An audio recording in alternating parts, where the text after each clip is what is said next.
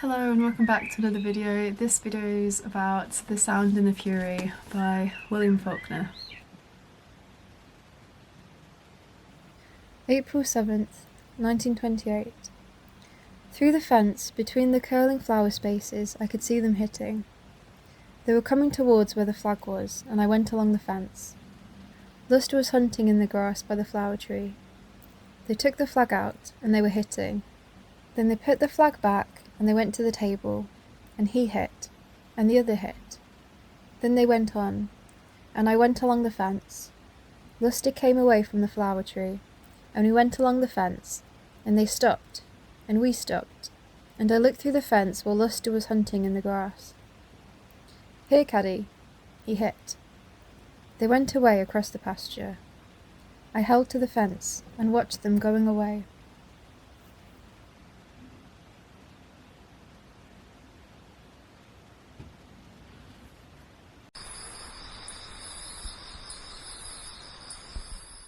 For some context, The Sound and the Fury was written in 1928 and published in 1929. The book was one of the first books that Faulkner had published. He'd published a couple before that, but I know that one of the books he published, I can't remember what it's called, begins with an S. It was heavily edited, so when it was eventually published, it was like a completely new book almost, or a book he hadn't actually written. And so he kind of became disillusioned with publishers, and he thought, you know what, I'm just going to go completely experimental, and that's what he did with this book. He just went completely with his gut and where his mind took him. And in fact, I think it was originally 3 short stories about different members of the Compson family, and he thought, oh, actually, let me try and link these together. So he put them into one book, linked it together, sent it to the publisher, kind of thinking, yeah, I don't really care what you guys think anymore. And they published it on the condition, of course, that nothing in the book be changed, the punctuation or anything, to make it clearer. So yeah, and that's how it ended up being a book. I've heard that he wanted it to be different colours as well, this is getting into the book a bit now, but on the first day, when Benji's narrating, I think I saw someone online, he wanted it to be different colours for different times, so like the past blue and like the present red or something like that. But I'm kind of glad it isn't like that, because I can't really imagine, I don't know, I feel like it would take away from the kind of trippy vibe of the book. But anyway, I'll talk more about that later. So that's some context about the book. Context about Faulkner himself. He was born and raised in Mississippi, and The Sound and the Fury, and alongside a lot of his other books, set with the Compson family and set within this like a fictional county or area in Mississippi. A lot of his books are set in the same world.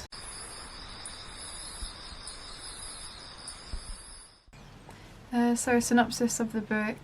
It's based over the course of 4 different days with 3 narrators, and then third person narration in the last day. And it's recounting the lives and the lived experiences of these 3 characters, Benji, Quentin and Jason, and then a more kind of holistic perspective in the 4th day. And it looks into the Compton family life. So this is my first Faulkner, and I absolutely loved it. This is one of my favourite books, I think. And I definitely need to read more like modernist fiction for sure, because I really, really love this book. It's kind of one of those books where, like, when you start reading it, you just have to go with it, and you don't really know where it's going or what it's trying to say or what it's trying to do, but you figure you just gotta go with the flow kind of thing. And I think the more you read, the more you understand that you don't understand. And you kind of, for me anyway, I just kind of embraced that and thought, oh, you know what, I'll just keep reading and see what happens. And it's funny looking at like reviews for this book. I think a lot of people struggled with kind of accepting not knowing what's happening. Yeah, I think a lot of people enjoy kind of being in control of understanding things. So when they read a book like this, where like you don't always understand what's happening, or you do have to just embrace that you're going to be taken somewhere, you're going to have to skip around, then it's tricky for them. But it's a really, really interesting way, and I'm speaking like for now, I'm just talking especially about Benji's part, but it's a really interesting way of getting inside a character's head, and B, revealing the story in this very like mysterious and crumb dropping kind of way, because you really don't know what's happening, or even who the characters are, or even who the main character is at the beginning, like Benji. Because when I first was reading it, I was like, okay, he's turning 33, this is like a man. And then as I read on, I was like, oh, wait a second, someone's picking him up, he's a baby, and they've called him a baby, he's a baby. And you keep reading, oh, wait a second, he's back to being an adult. Oh, okay, it's going back and forth through time. Oh, wait a second, he's an adult, but he's not talking. And then you just keep, you know, kind of trying to solve like a puzzle or something. You're trying to piece all these little fragments together in a way that makes sense. And it's very tricky to make it make sense, because then you have like the characters of Quentin, the brother, and then you have Quentin, Kelly's daughter, and you just think, like, wait a sec, I thought Quentin was a he, why are they suddenly a she? And just using the same name for characters but blending it in this really, really superb way of like making you I don't know, you lose your footing constantly throughout that whole first day. It's like, it's just spectacular writing. And it's writing at its finest, I think. I think when it comes to stream of consciousness writing, it can very easily become quite boring, or, I don't know, basic. And I think this book really keeps it magic. I think I'm just going to rant how I'm feeling, because I'm really excited about this book, as you can tell, so I might just be skipping between things, but I'll just keep yapping. But yeah, it's a really interesting way in this book with Faulkner, how he really sets you into the minds of these people. And yeah, after doing the first part, I read the next day, which, you know, was like 10 plus years back in time, and I was thinking, oh, okay, Benji's only like a teenager, what's going to happen in this one? And you start reading that, oh, it's not Benji, it's someone else, and then you realise it's Quentin, and then you see the language is completely different, and it jumps. And I went into this book not knowing anything about it, and then it's like a great book. And then in Quentin's part, it's also interesting because he's a bit more structured at the beginning, but as it gets on, it becomes almost like, to me, more difficult than Benji, because at least in Benji's it's like you're getting dribs and drabs of different things, and it doesn't have to make sense, but it's very literal, and you know what's happening, and you can kind of figure out who the characters are. But in Quentin's one, it's like, I don't know, I sometimes found it trickier, because he completely stops using punctuation at points, and he'll have a memory that takes him somewhere, and then he just runs off with that memory, and then you've lost your footing even more, because, as I say, he doesn't use punctuation, or like it'll be like he said, I said, he said, I said, and then it just, you just get kind of confused in the best way possible. It's like being in the dark and someone's leading the way and you have no idea where you're going, but you're just trusting them completely, which is scary but also really fun. And I think it's interesting how, even though Quentin is obviously of sound mind compared to Benji's character, who is this, 33-year-old man who is mute and obviously has these thoughts and can think, but he doesn't think in this very linear kind of way. And you'd think someone like Quentin, who's at Harvard, would have a more kind of clear mind, but no, you realise actually he's, you know, almost more difficult than Benji in the sense that he also skips around time and his memories. Yeah, I especially liked in Quentin's part how relevant time is, and how he breaks his watch, and despite that he still asks people for the time. So it's like saying he wants time to stop, but at the same time he, you know, can't stop thinking about it. Yeah, and I think Quentin as a character is super interesting. I think Benji's interesting in the sense that he sees and can process a lot more than I think other people in the story think he can. They think he's more like a baby, and obviously he's not. He actually has, you know, these lived experiences that he can put into words in his own mind, in his own way. But he is more straightforward, whereas Quentin is more like a man who's made of morals and principles, and because of those principles and morals, he feels at odds with his family and the people around him, especially in his sister Caddy, who he kind of puts on this pedestal almost of being, you know, the symbol of purity in the South or something. And, you know, we as the reader know she's not pure, and as especially his part goes on, we realise, oh, actually she's quite promiscuous and things. But Quentin still, like, wants to defend her to the point of saying, like, the child that she's carrying is my child, and this kind of thing, even though, like, the dad dismisses it and Kenny dismisses it, and he still wants to kind of protect her honour and will sacrifice his own honour to protect hers, kind of thing. And yeah, for him ultimately this morality and this, I don't know, this idealised version of the South and himself and morals and things, it's not real, and it's like he can't accept that it's not real, and he wants to stop time, and he wants to not be in this world anymore. And ultimately at the end of his part, or at least in the next part or the next couple of parts, we realise, oh, actually he has taken his own life. But yeah, he's a super interesting character, and I think Faulkner really gets into the mind of someone who is a bit kind of messed up and depressed and sensitive in a very understanding way. And the way that Quentin's minds are written, again, it's quite tricky, as I say, and for me it's somewhat trickier than Benji's.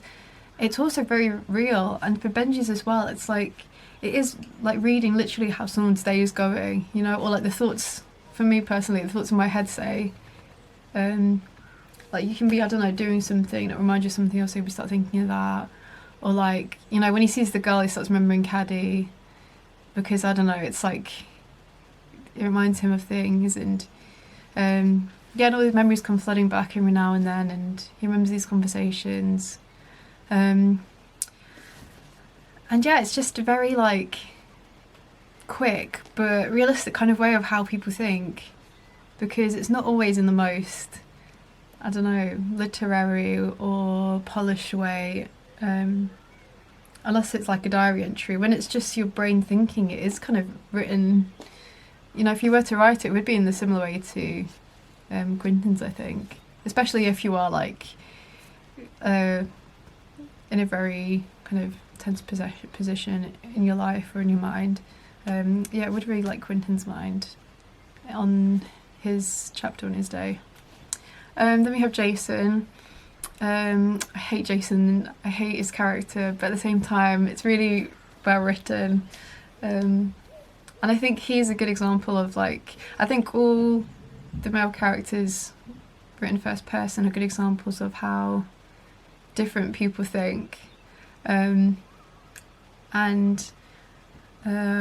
ultimately all examples of how they view Caddy and their perspective of her and how useful she is to them.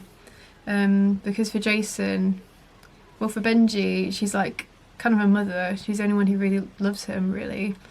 And then for Quentin, she's like, this idealised version of purity. And even when, it's interesting, even when his dad's like, virginity is just something that's made up, it doesn't actually mean anything, he still kind of believes in its quality and its virtue.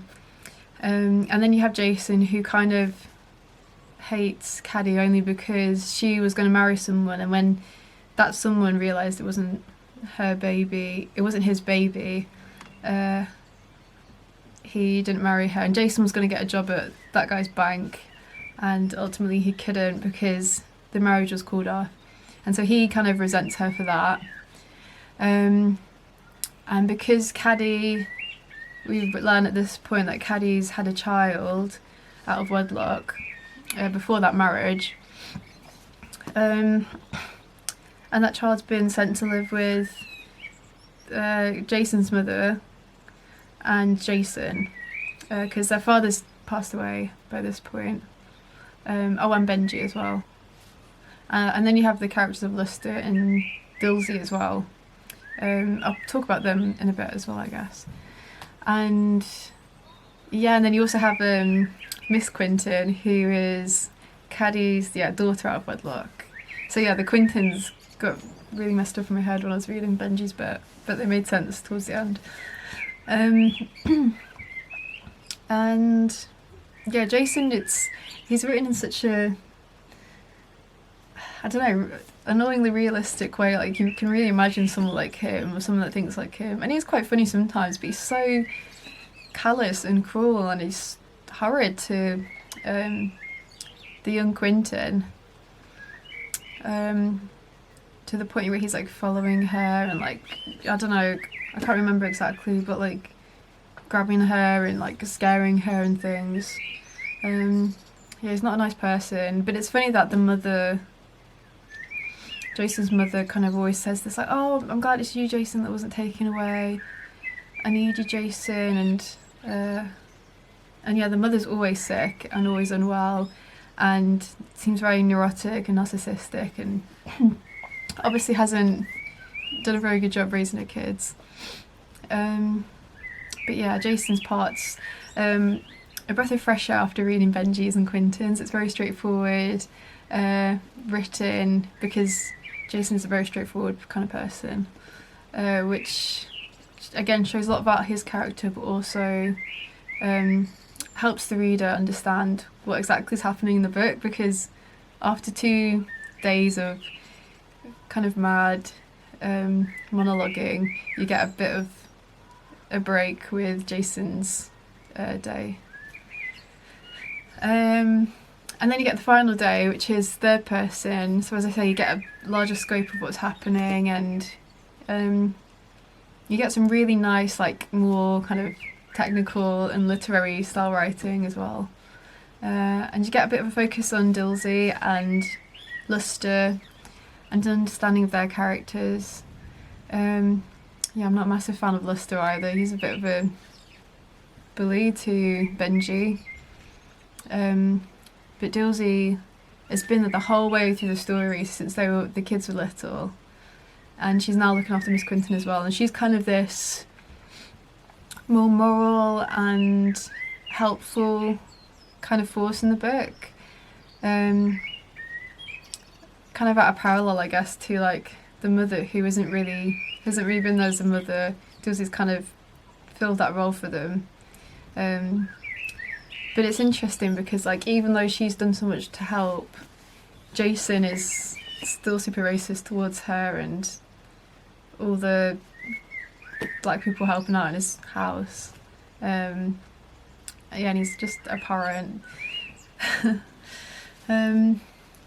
And you get a bit of a wrap up towards the end about all that's been happening, and you're left not really with a great close, in the sense that the story's not been wrapped up, but then again, the story is so varied, and there's no actual way to wrap it up, if you know what I mean, because like part 1 it's just random memories from Benji, part 2 is Quentin's life, but his experience is so different to Benji's experience and Jason's experience, and then Jason's is so different to those two, and then you don't get Caddy's experience, so you don't really know anything about her lived experience other than through the eyes of her brothers, which I actually appreciate and enjoy as a literary choice, and I think it gives chance for the reader to make their own interpretation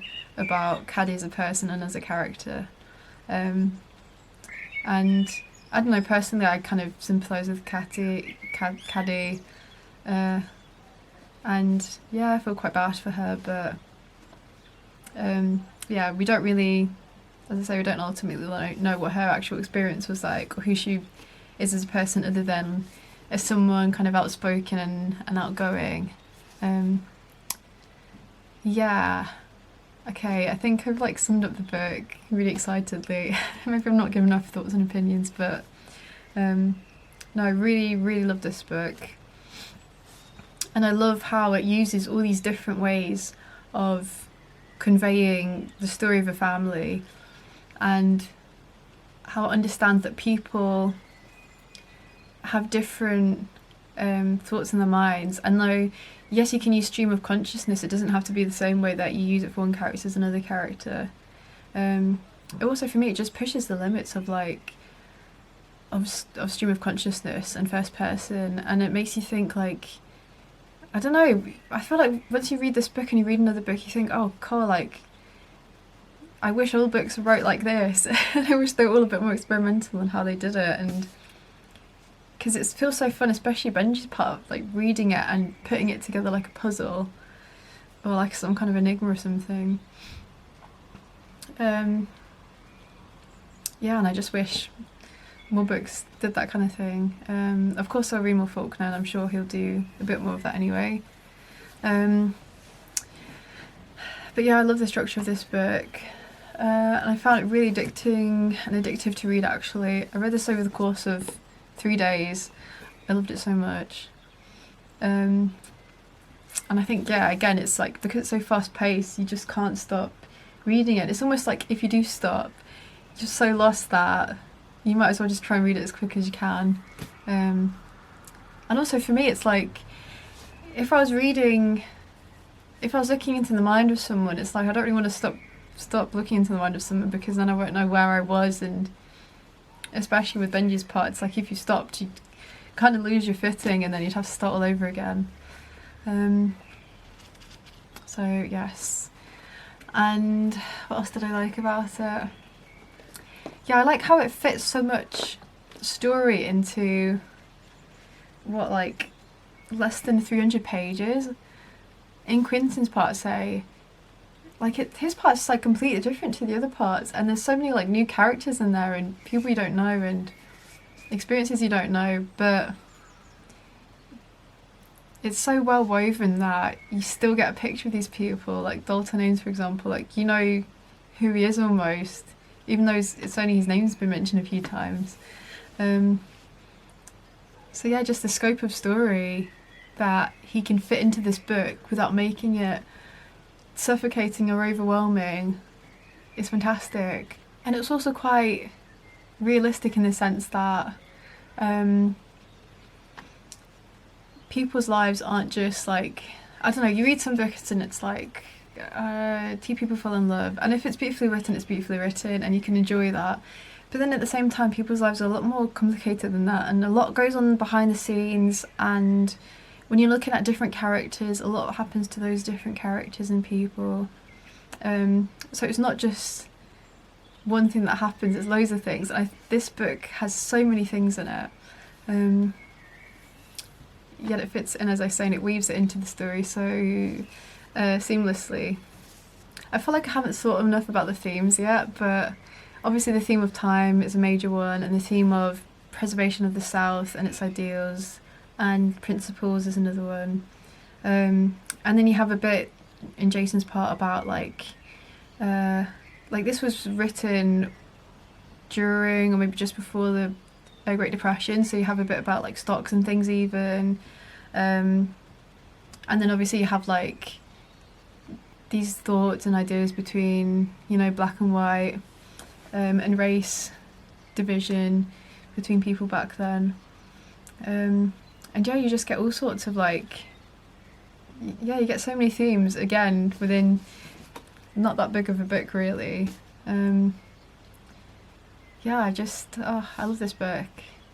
I'm sure I have loads more to say, but I'm going to stop there because if I keep going then I'll go on all day and I don't have time to do that. But yeah, I really love this book. Can't wait to read Absalom. Can't wait to read his other books, As I Lay Dying, like in August. Yeah, I've become a massive Faulkner fan in the span of 3 days thanks to this book. Right, I hope you've enjoyed this video. It's been a bit of a rambly one, it's been a bit of a long one. But anyway, thanks for watching. See you in the next one. Did you enjoy this book? Did you not enjoy this book? Why? Either way. Yeah, and take care. Bye.